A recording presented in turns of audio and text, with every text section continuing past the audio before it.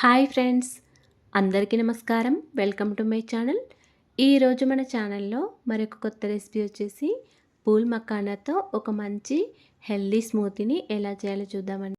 Calcium తక్కువగా ఉన్నవారు ఇలా మకానాతో ఈ స్మూతీని చేసుకొని తింటే తొందరగా ఇంప్రూవ్ అవుతుందండి.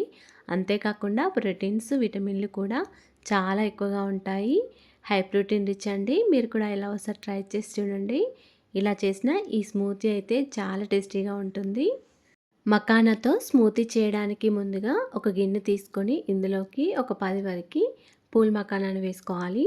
దీనిలోకి ఒక 6 వరకు బాదం పప్పులు వేసుకోండి. అదేవిధంగా ఒక 10 వరకు జీడిపప్పులు, ఒక 7, 8 వరకు పిస్తా పప్పులు, ఒక 4, 5 వరకు ఇలా ఖర్జూరాలను కూడా తీసుకోండి. ఈ ఖర్జూరాలను గింజలు లేకుండా చూసుకోండి. పచ్చి ఖర్జూరాలు వేసుకోవచ్చు.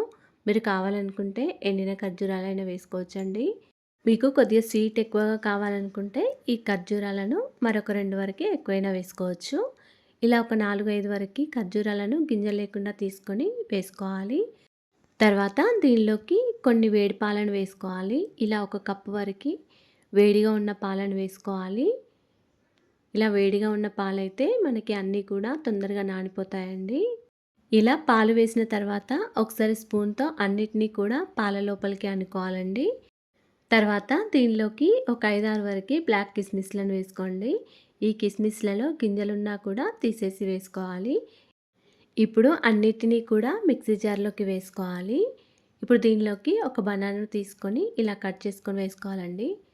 ముక్కలుగా కట్ చేసుకొని వేసుకోవాలి. మీరు కావాలనుకుంటే సగం బనానా అయినా వేసుకోవచ్చు. ఇక్కడ నేనైతే 1 వరకు వేసుకున్నానండి బనానాను. ఇలా అరటిపండు ముక్కలను వేసిన తర్వాత మళ్ళీ మిక్సీ జార్ మీద మూత పెట్టుకొని ఇలా గ్రైండ్ చేసుకోండి. మెత్తగా గ్రైండ్ చేసుకోవాలండి. ఇలా గ్రైండ్ చేసుకున్న ఈ స్మూతీలోకి ఒక కప్పు వరకు పాలను వేసుకోవాలి. ఇలా పాలను వేసుకొని మొత్తం అంతా ఒకసారి స్పూన్తో కలుపుకోవాలండి. మీ దగ్గర జ్యూస్ జార్ ఉన్నట్లయితే మనం బనానాలు వేసినప్పుడే మరొక కప్ వరకు పాలను వేసుకొని గ్రైండ్ చేసుకోవచ్చు. ఇలా పాలు వేసిన తర్వాత మొత్తం అంతా ఒకసారి కలుపుకోవాలి. ఇప్పుడు ఈ మిక్సీ జార్లో నుంచి గ్లాస్లోకి వేసుకోవాలండి. మొత్తం అంతా ఇలా గ్లాస్లోకి వేసుకున్న తర్వాత పైనుండి కొన్ని బాదం పప్పులు, కొన్ని పిస్తా పలుకులను ఇలా సన్నగా తరుక్కొని వేసుకోండి. చాలా టేస్టీగా ఉంటుంది. అంతేనండి, ఎంతో టేస్టీగా సింపుల్గా చేసుకునే మకానాతో స్మూతీని ఎలా చేయాలో చూసారు కదా. మీరు ఇలా ఒకసారి ట్రై చేసి చూడండి.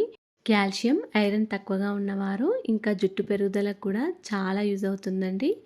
ఇంకా పిల్లలకి కూడా ఇలా చేసి పెడితే వాళ్ళు చాలా ఇష్టంగా తింటారు. అలాగే ఫ్రెండ్స్, మా ఛానల్ ఇంతవరకు సబ్స్క్రైబ్ చేసుకోకపోతే సబ్స్క్రైబ్ చేసుకోండి. వీడియో కనుక నచ్చినట్లయితే ఒక లైక్ చేయండి అండ్ షేర్ చేయండి. ప్లీజ్ మా ఛానల్ని సపోర్ట్ చేయండి. Thanks for watching.